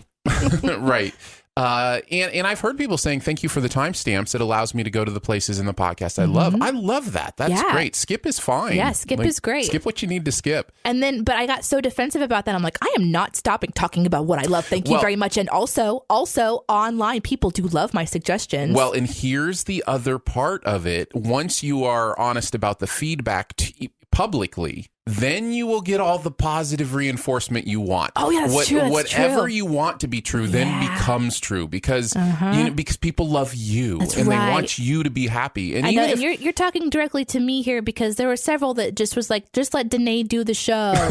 Right. Yeah. Yes. Did you see the map that I made? Did you see the map that I made? I did, but I can't, for whatever reason, can't talk to you at the same time as figure out how to Skype someone. You hit the call button, Aaron. You just call. It's the every time. It's the icon that looks like a phone. I'm befuddled. I only can't think of it when you're trying to talk to me and tell me things. It's like I have to focus and find where that call button is. It's not where it should be. It should be middle, center, bottom. That's where it should be. Center, bottom. On a smartphone, yes, but on Skype, it's upper right. It should not be there. I was woken up today by 2 dogs and a toddler, all pretty much at the same time. Now, the good news is they have 2 dogs and a toddler in their home. That is good. It'd be weird if you didn't. Hey, Aaron, feel my phone. Feel your phone? Yeah, just run your finger across the surface of my phone. All right. Isn't that gross? That's disgusting. Do you never clean your screen? Can you see it? Look at that. Yes, I can see it. That is. I didn't. Oh my God! You should feel my daughter's phone if you want to talk about something that's disgusting. What is you could hold that phone, completely sideways, and I could see the mountains of grime coming off of it. My child got a hold of my phone, and I haven't had a chance to clean it. It looks like a Petri dish. And you had me touch it. Thank you. Hey, yes. Hey, touch my Petri dish. And my daughter takes really good care of her phone, but she, she's a kid. She gets crap on her fingers. She doesn't wash her hands, and it's just wipe your phone off. So crap on her fingers. Yeah, are we talking figuratively or literally here? Okay, yeah, figuratively, like Dorito dust. Oh yeah. So she eats a lot of Doritos. A few weeks ago, Iris comes up to me and she says, my hands are dirty. And usually, she's starting to wash her hands a lot. So usually she wants to go to the sink and have this whole exciting hand washing thing. And I say, it is. And I grab her hands and I pull them towards my face so that I can see what's on her hands. And it's just she stuck her hands in her diaper. This is the first time she's ever done that before. It's like, oh man, now you know that you can do that. That would mortify me. I had a hard time watching that scene in the Lion King video with the circular giraffe poop. Yeah. The dung beetle. That was so funny. Until they've drawn art on the wall with it, you really haven't gone, full feces police. Did your kid do that, Aaron? I had 4 boys, so yeah, that was a commonplace in our house. I've always heard boys are worse. Oh yeah. See, you've been like peed on too. See, I didn't have to deal with that. Were you peed on, Aaron? Oh, of course. You don't change 4 boys' diapers for years without getting urinated on occasionally. Yeah, the physiology of baby boys is fascinating because not only will they just urinate, like especially a lot of times it has to do with the fact that you take their diaper off and then there's like that freedom and also like the cold air and it's just like, oh, now it's time. It's like a reaction.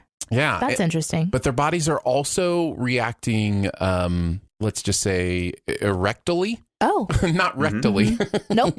Erectally, occasionally as well. So you never know where it's going to be pointing. So that's another part of it. We as adults don't always know where it's going to be pointing. So, when you're half asleep. So interesting to have one of those. We've talked about this just slightly before. You want to get really personal here? Are we going to are we talking about the... We're going to talk about erections. I don't know that I want to hear this, but go ahead. So your body has a physiological response as a male that it like has a little switch, to put it, colloquially, that it turns off. If you have an erection, you don't usually have to go to the bathroom, even if you have a full bladder. I learned about this in school. So yeah, there's a physiological thing that happens, but not always. And especially if it's at night, like if you have, because night erections are a very common thing. Because of how the brain relaxes, the body relaxes, all that kind of stuff. But sometimes you will have to go to the bathroom at night and have an erection. And I'm just saying that's what showers are for, because I'm not going to stand there and wait to try to figure out how to get it into the toilet. Or you just sit down. I mean, once you get old enough, I'm just sitting. Yeah. And I'll take a little bit of pain. I was going to say, it's kind of like the sitting is painful. To try to point it down while it wants to point up. It's like pointing a board or something. Yeah, man. Plus, you have to have the distance to clear to get in there. And so, can I tell you that I'm really excited to have this conversation today because I am on my cycle and I'm in a lot of like cramping pain. Yeah. And so my instinct is to be like, man, being a woman, this is the worst because it's like the worst time because I'm in all this pain. Yeah. And now you're talking about like the hard parts of being a dude. Literally. Super quick story. Sorry, husband, gonna make it a little bit awkward. So I'm in extreme pain yesterday, and I'm like I'm kind of, I look like a comma, like a C shape. I'm just sort of like hunched an old over. woman hunched over, trying not to like stand up erect because it was really hurting. I used the same word. That was not on purpose. Anyway, and I was talking to Justin, I was saying, babe, man, this is a really bad cycle. It hasn't been this bad for years. And he's like, yeah, I know how you feel. I pooped the other day and it hurt so bad. And I was like, dude, you cannot compare. Did you poop for 4 days straight? The insides of you ripping off. And he's like, yeah, it's what it felt like. He was so genuine. And he needs to go to the hospital. I was getting so mad. That's true. Oh, we should have like a little segment where we talk about medical body functions. things. Yeah. This is the absolute sign of an old person's podcast. Well, what's going on with the weather out there, though? You guys are having an ice storm? Speaking of old people. We're talking about body functions in the weather. Speaking of old people, Jonathan instantly is like, how's the weather out there? Well, we've talked about our medical ailments and we've talked about the weather. Is there a old person discussion trifecta that we need to hit, Danae? I don't know. We've done bowel function. Right. We've done weather. Our kid's not calling us anymore. Yes, Danae got it. That's the one. That's the trifecta I don't hear from... Oh, that happens at like 8. Just so you know. I don't hear from my children anymore. Or like the old person gossip thing, which is kind of like the church gossip. Mm-hmm. Where someone comes up to you and is like, did you hear about Ashley? And then they'll like spill all the tea on Ashley. And at the end, they'll say, we need to pray for her. As if that makes it all okay. Right, exactly. Yeah. Like, and then I want to say something like, how about I pray for you for being a gossip? Yeah. And then like spin and walk away. Barrett was showing me one time that, like, I think it was when I was on, just randomly, their Tasmanian listenership got larger. Oh, nice. Yeah, so I'm the David Hasselhoff of Tasmania. I'm just going to assume that's the case. Oh, for sure.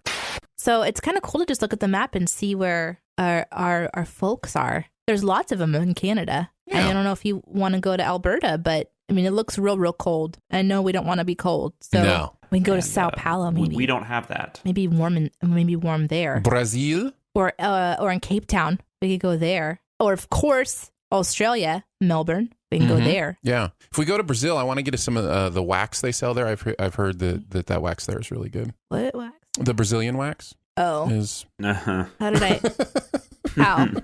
I miss that one? I don't know. All right. Yeah, let's get into the podcast. Or let the podcast get into us. Ew. You probably have like a notebook. That wasn't funny. It was funnier in my head. Then I realized all I was saying was notebook. So. Whew, yeah, I'm on this morning. It's going to be great. I'm like Ryan Gosling with that notebook. Oh, shit. Don't ever change, Jonathan. I haven't for like 43 years, so I'm pretty sure I'm stuck. Oh, I'm sorry. Danae has just decided to start eating tater tots right at the beginning of the show. Of course. What do you mean at the beginning right of the show? Right before she has to say hello. Hi. I just said I have food in my mouth. Also, we haven't started yet. Well, I was just getting ready to. Well, do you go to for Sonic it. every morning? Go ahead. Crunch your tots. All right, Danae, are we ready? Like, if I start, are you going to, like, pop open? Do you eat open the tater tots plain, or do you dip them in, like... Oh, she has a way. Is it ketchup? It's mustard. She gets a mustard packet. Oh, that's good. Yeah, mustard's She way tears better. off the corner. She pulls one tater tot out, and then she applies to the top of the tater tot, the part of the tater tot with the least amount of... And probably the most sturdy amount of space. She puts a dog poop style swirly, like the poop emoji, little mustard poop emoji right on the top. You got to be artistic with it. And then she puts it in her mouth. I eat half of it. I'm sorry. Yes, of course. How could you eat an entire tater tot at once? You eat half of it, right. And then you do the same thing again. Danae is all tots and sass. Tots and sass. Oh, that's gonna be my shirt. Remember when I could have eaten 3 more tots by now. Like, oh, today I'm gonna start the show. You better stop eating. And then you just talk I literally could have eaten all of my tots. Do you want to? I will during the show. I figured. It is all good. But yeah, one of those weeks where you don't have a Tuesday, if I'm a little backed up, I'll let you know. Yeah, always let me know when you're backed up. Shutter's clock. I did it. After I said that, I regretted everything.